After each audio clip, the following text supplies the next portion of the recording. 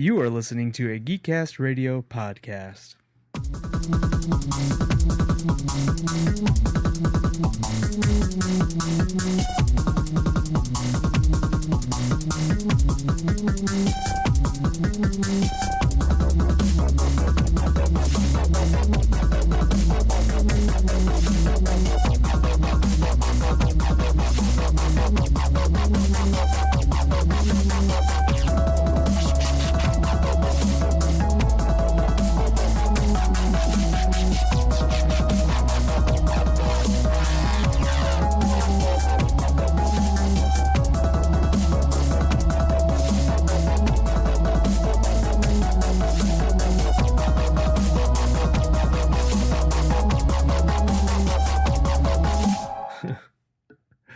Hello and welcome to the new Off the Cuff. I'm your host, as always, Michael Powers.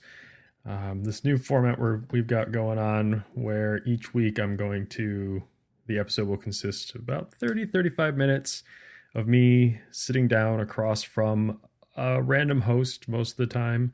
And we're going to play a little closer to the namesake of the podcast, which is Off the Cuff. It will be the guest host or the guest responsibility probably 95% of the time to bring a completely random topic to talk about for about 30 minutes.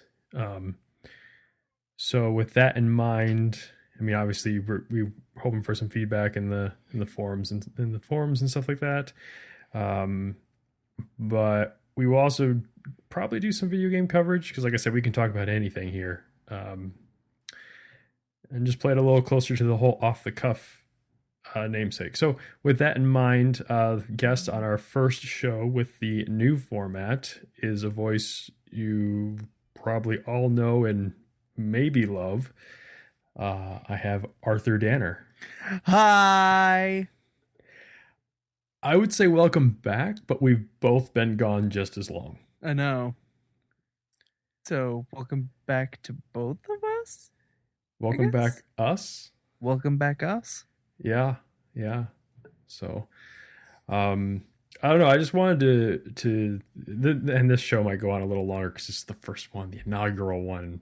Danner and I actually also haven't really talked to each other in probably almost as long. I wouldn't. I mean, we chat.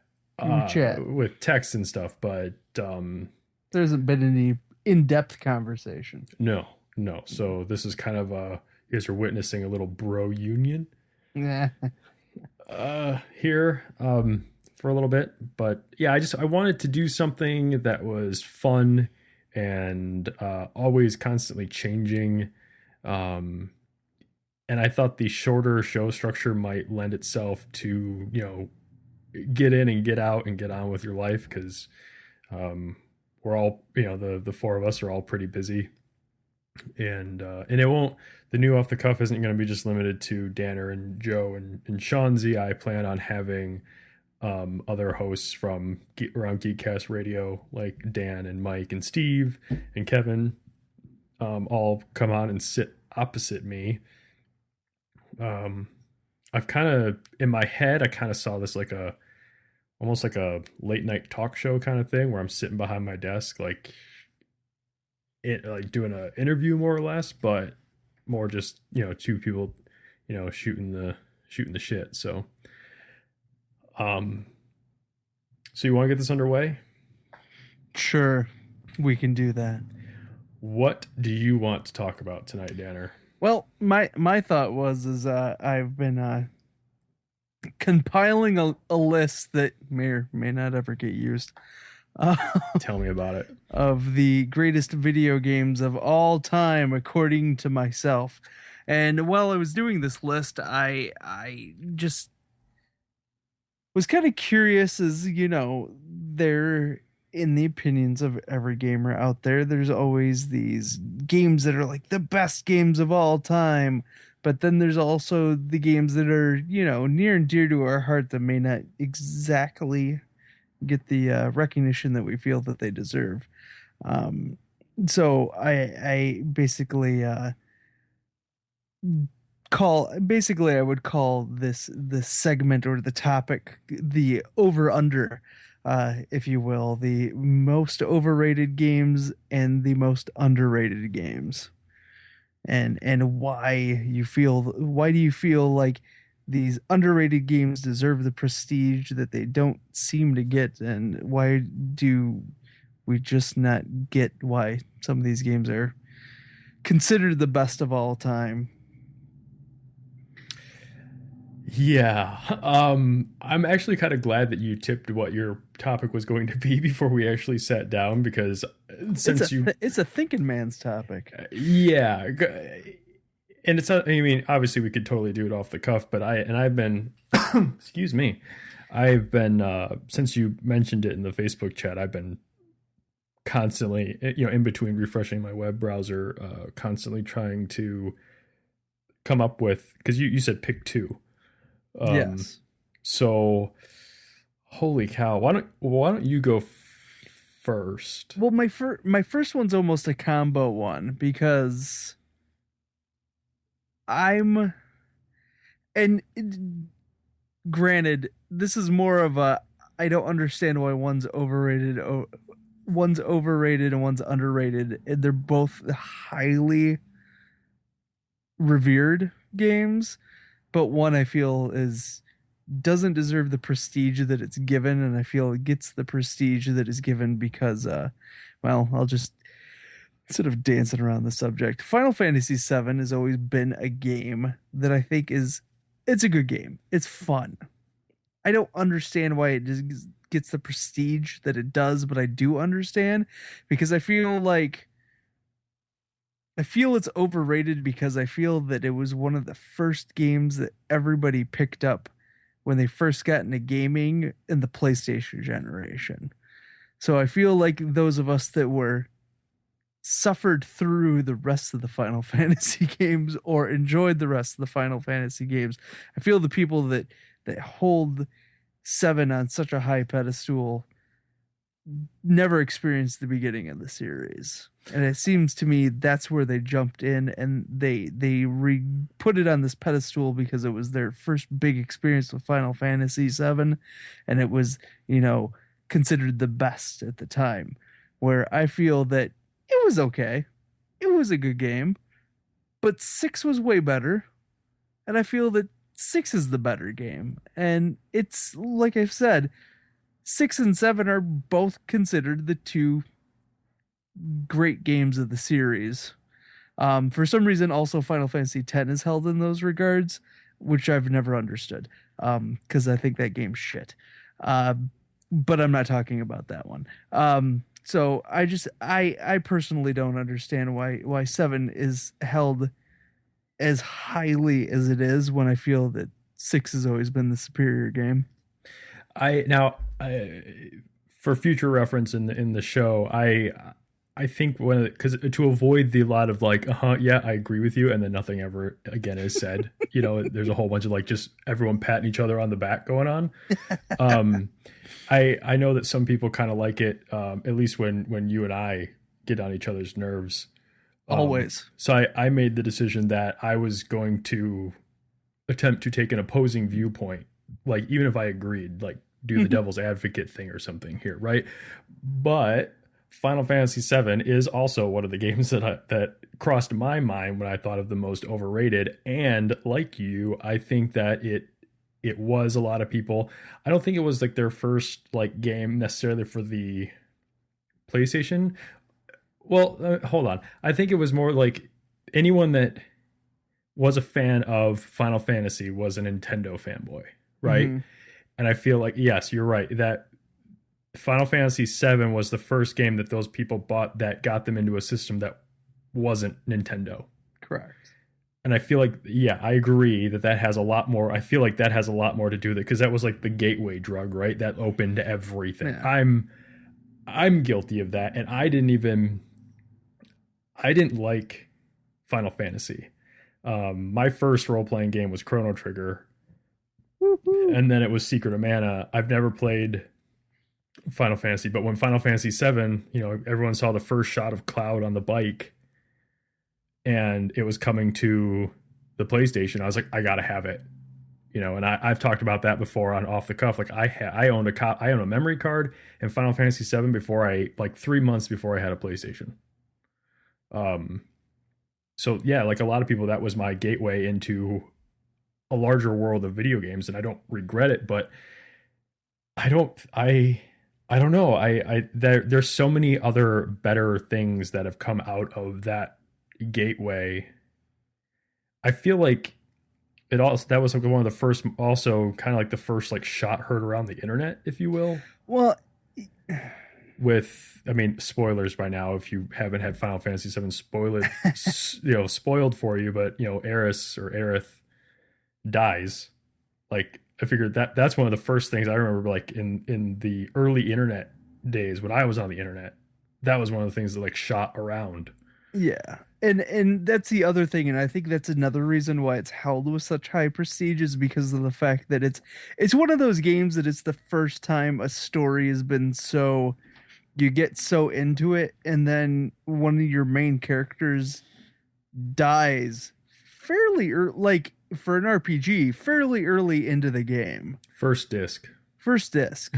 Um, so and I think that's also why people have such a strong connection to it, is because for a lot of people, it was their first emotional connection to a game. There's a lot of people I've talked to that have always, myself included, it's like, yeah, when Eris died, I feel weird saying it, but I kind of cried and, was emotionally invested. And for a lot of people, it's the first time that I feel like they've really got so emotionally invested and connected into a game for that one shocking moment. And it's one of those things that I get that it's an emotionally investing game, but I had been playing, when I was that age, RPGs were my thing and I had time for RPGs then.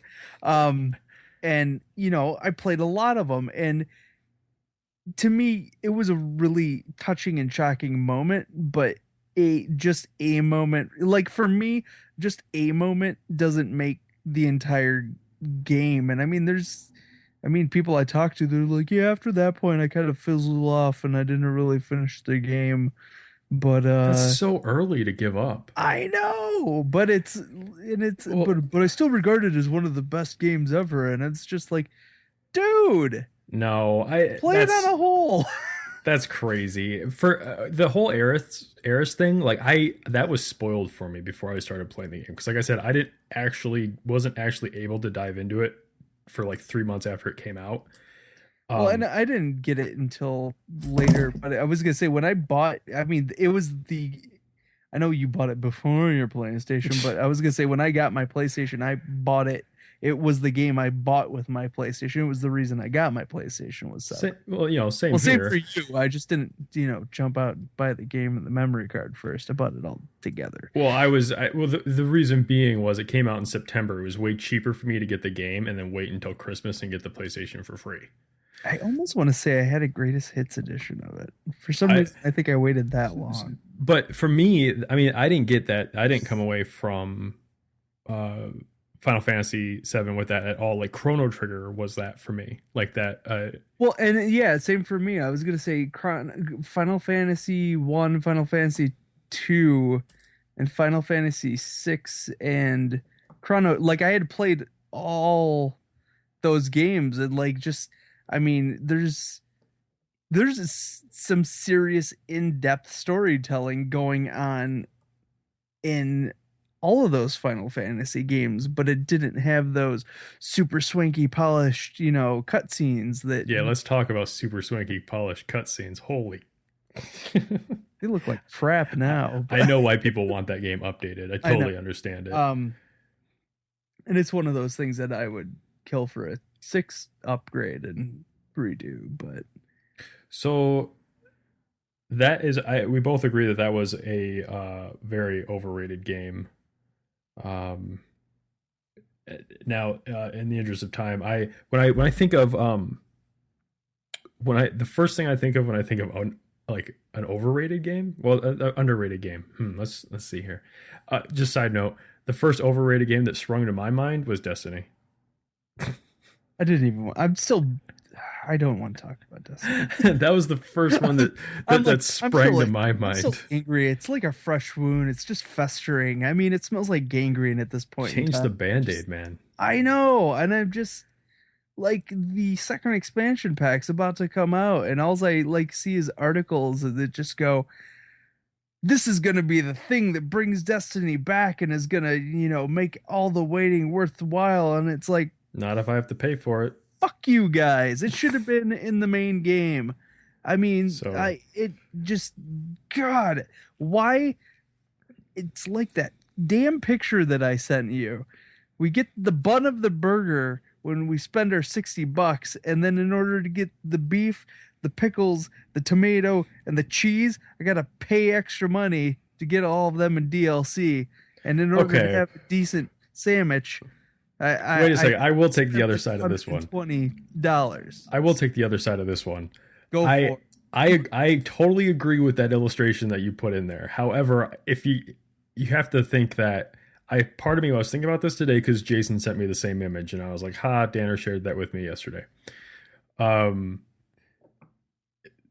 I think that's kind of also personal opinion, right? Like there are obviously a lot of people that had a lot of fun with Destiny and they don't feel like they were shorted out of their $60.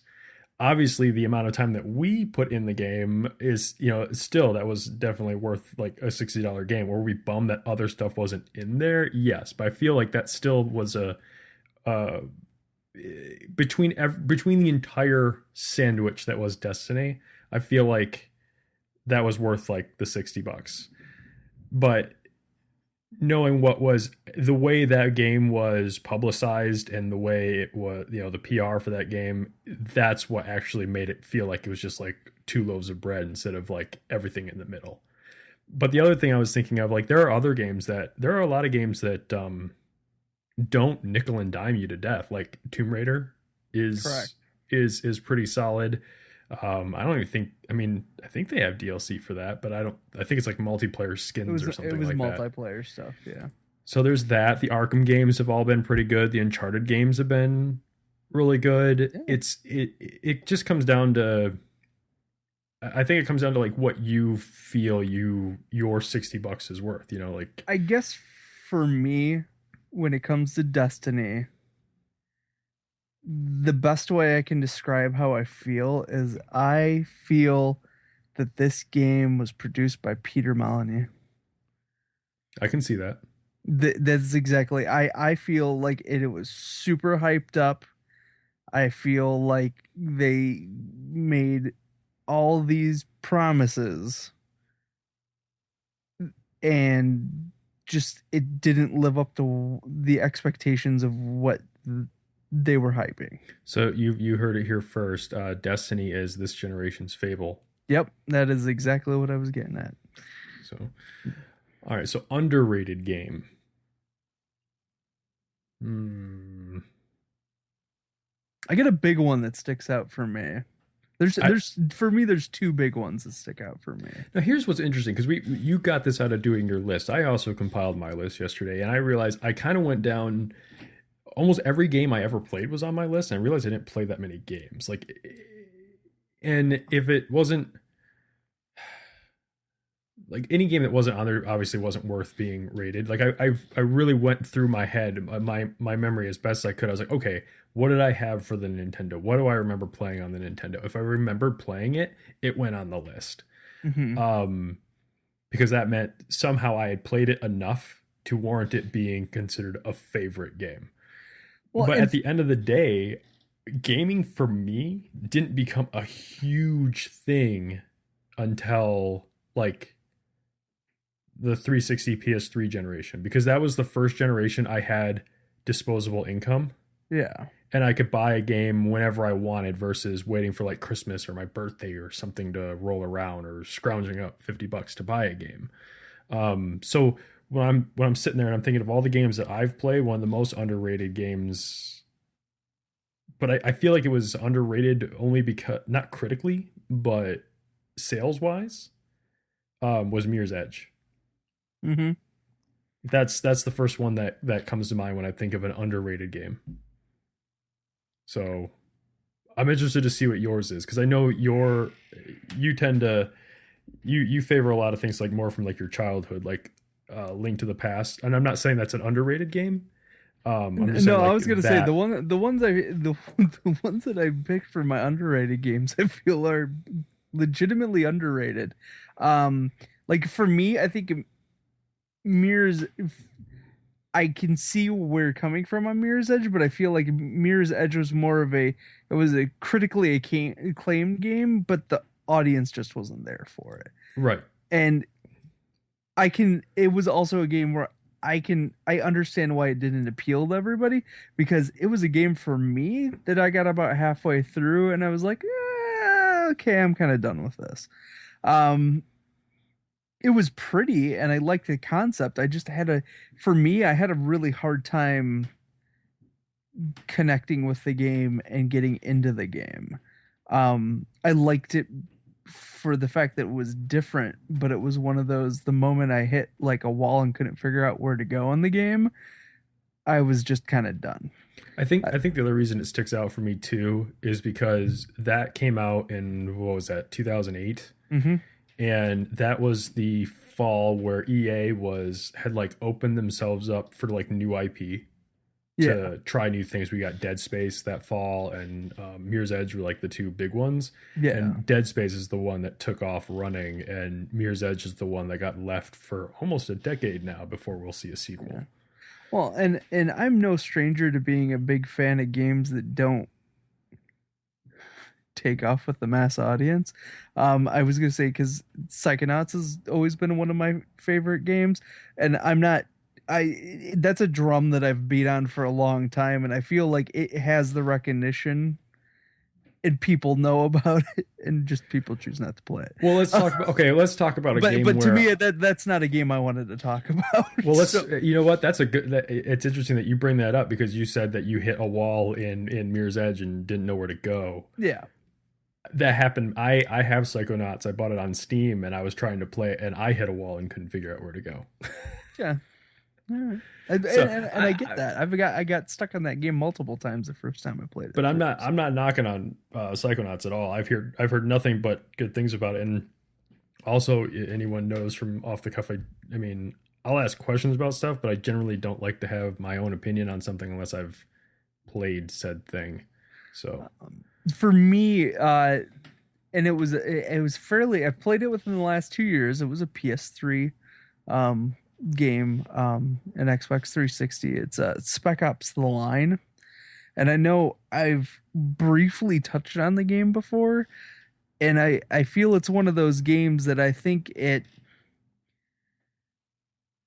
because it's a military style game that it got passed over because it's not a Call of Duty and it wasn't a game that was I don't even think it had multiplayer.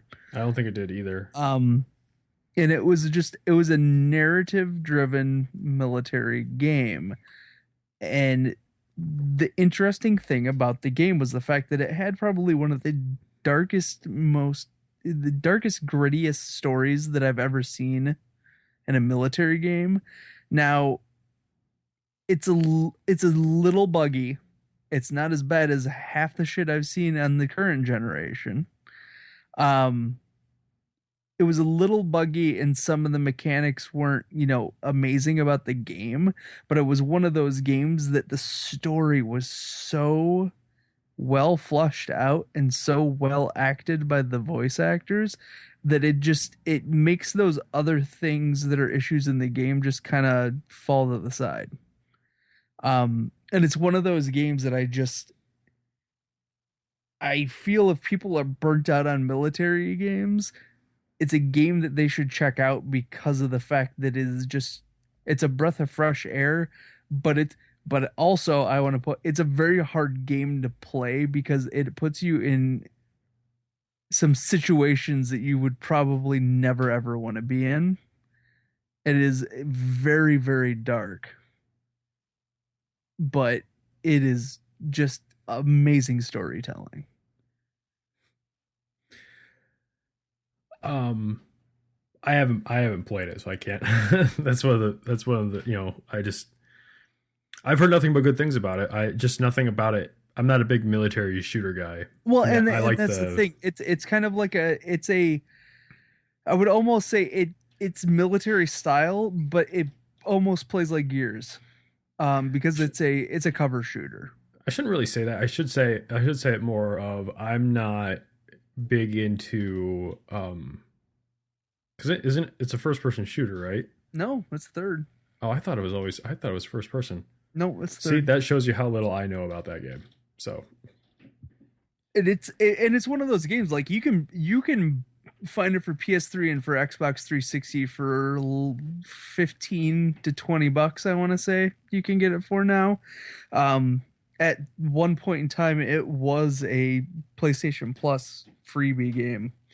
And that's when I picked it up because I didn't know a whole lot about it, and I literally sat down not expecting a whole lot out of the game, and literally the first sequence that I got through in the game, I was just like, okay, I'm in. Um, it the the intro of the game, I want to say, takes place halfway through the game type of a thing, and then it goes back to the beginning. So okay, you start okay. off on a helicopter, uh, tearing ass through a middle. Oh crap! I can't think of the name of the city. Um, it's a city in the Middle East. I can't think of the name of it all of a sudden. Um, It's not nope. Dubai. Yeah, that one. It's Dubai. Okay. You're in a helicopter in Dubai, flying through all these giant towers with a chain gun during a sandstorm, trying to protect your vehicle, and just all hell's breaking loose. And that's the intro of the game, and then it's basically you guys walking through the desert and coming into Dubai, and there's a hellacious kind of military coup going on, and you're a very small force coming in to basically kind of find out what's going on. And the more and more stuff that goes on in the game, the more it feels like something really bizarre is going on. And then the entire story kind of turns up on its ear halfway through, and everything that you thought that you understood was going on, you didn't. And it gets just batshit crazy in the last 15 minutes of the game, and it is amazing. Um, it's one of those, I want people to play it, so I don't really want to spoil it, but it's one of those like it's really cool. It's got really cool things going on in it. So if you like good stories and don't, if it was gonna say if you're one of those people that like the Walking Dead games and you just love the story driven nature of like the Walking Dead and the Telltale games, eh, it's a little more actiony, but it's got that kind of story that those games have. I almost want to try and start some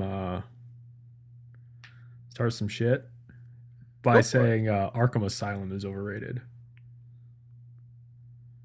Arkham Asylum's overrated or Arkham City's overrated? Both. I mean, here in the reason being is because people talk about them like um, they're like like.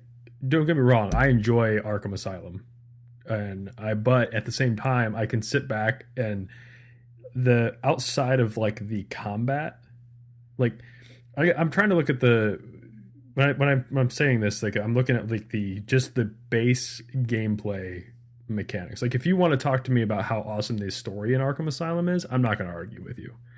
But if you want to get like in the nitty gritty of like the gameplay mechanics, I think really the only thing that game has going for it is its innovative combat system. Because I feel like it's this perfect mix of like real good combat or combat that feels great mixed with like Splinter Cell style stealth mechanics. Okay. And like it's like one of those things where they found that right lightning in a bot, like that right mixture, right? They threw in like some Splinter Cell, good story, Unreal Engine graphics, Oh, I was gonna and say, I mean, it's a BioShock style graphically. I mean, right, it's it's insanely detailed environments, well, that's the Unreal Engine, incredibly so polished, everyone and looks like they're sweating. yeah. but Um, it, but it looks like it's just rained everywhere. It's like a damn movie set on there. Um, I was gonna say, and for me, I think Arkham Asylum is deserving of the praise.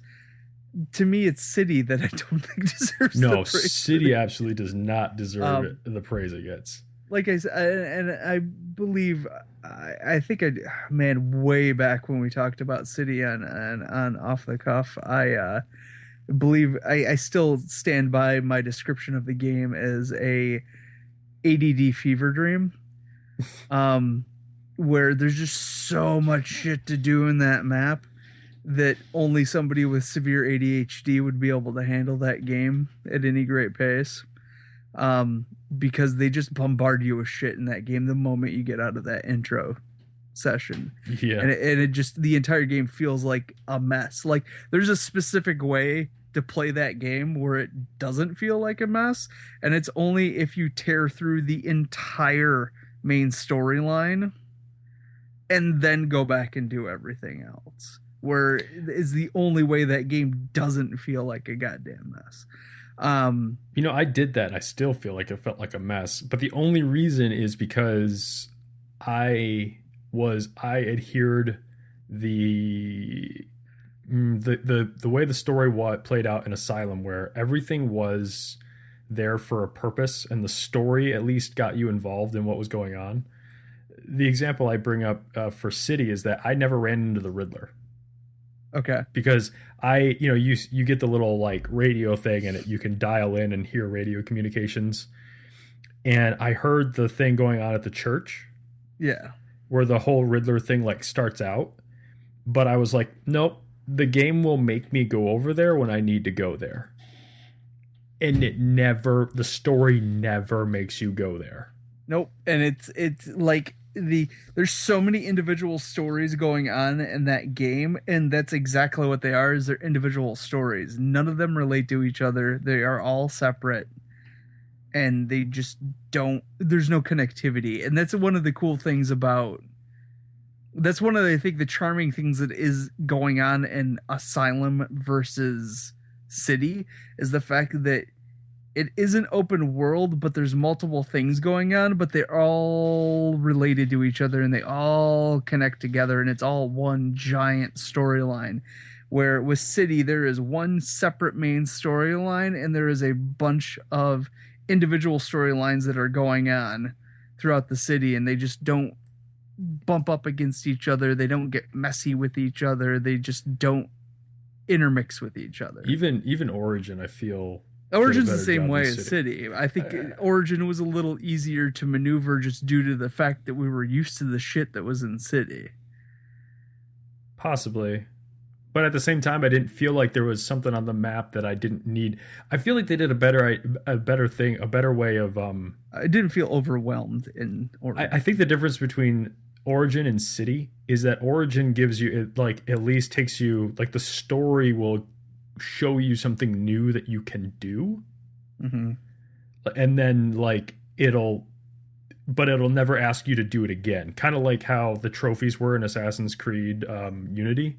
Yeah. Where it's like, hey, try this side quest, like try this particular mission, like the investigative ones, like try that. We'll give you a trophy for doing one, but you don't have to complete all of them. Like, yeah. I feel like Origin did that, where City was just like, here's everything, but we're not going to ever give you a reason to at least do one of them. Yeah.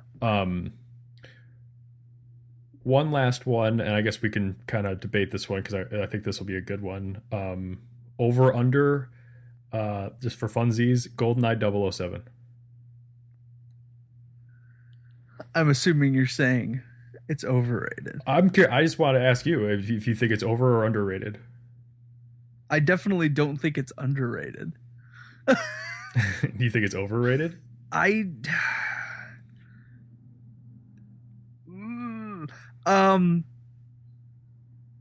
see, the easy one out of here, I could have picked this one, was Perfect Dark. And But I that's feel like GoldenEye is the harder one. and I think GoldenEye is the heart. Ah, man, shit. It's one of those things I don't want to.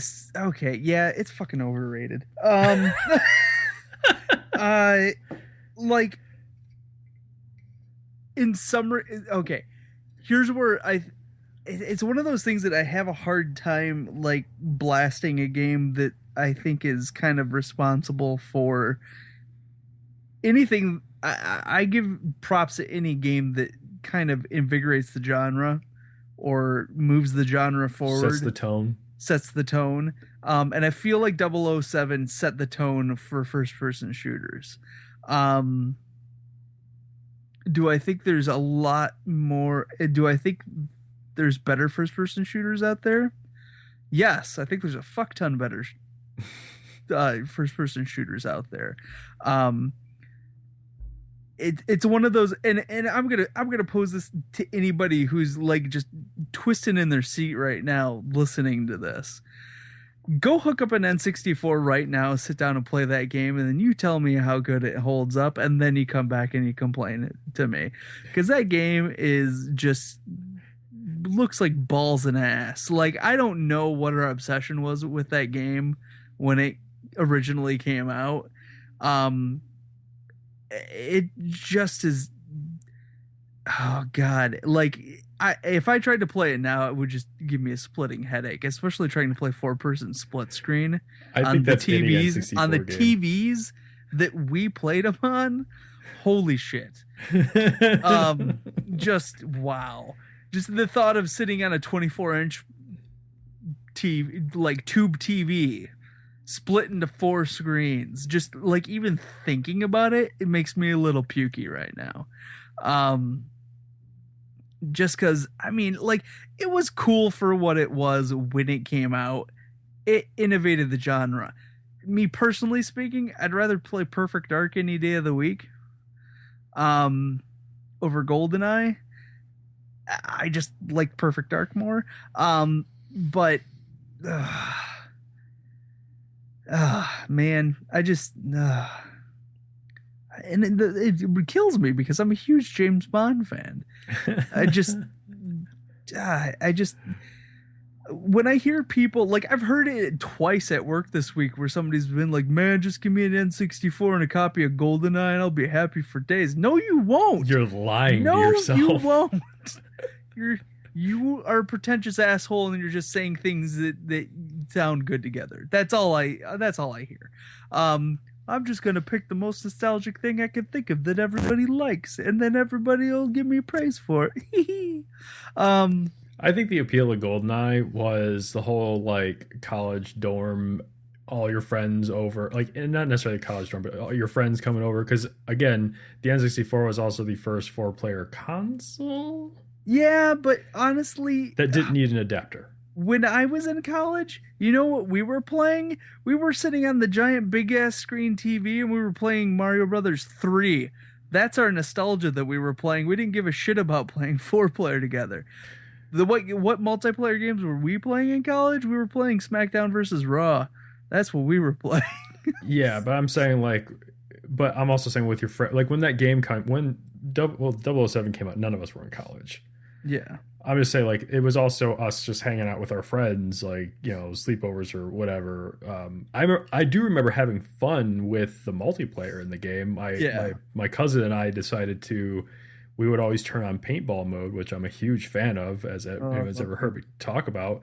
But we'd also like go in that underground cave map and set up with like remote mines and defend like bases on either side, and we'd try to like sneak into the other person's base. It was dumb. It was just him and I playing against each other, but we weren't like directly trying to attack each other. We were trying to kill each other with remote mines. And there was always that one asshole you played with that you weren't paying attention when they selected their character and they broke the no odd job rule. There was always that guy. Because there was always implemented no odd job rules in our games. So, with that in mind, all the games that we mentioned, I put it to you, listeners, to jump in here on the topic with us. what do you think, or what is your most overrated game, underrated game? What's your over under on video games?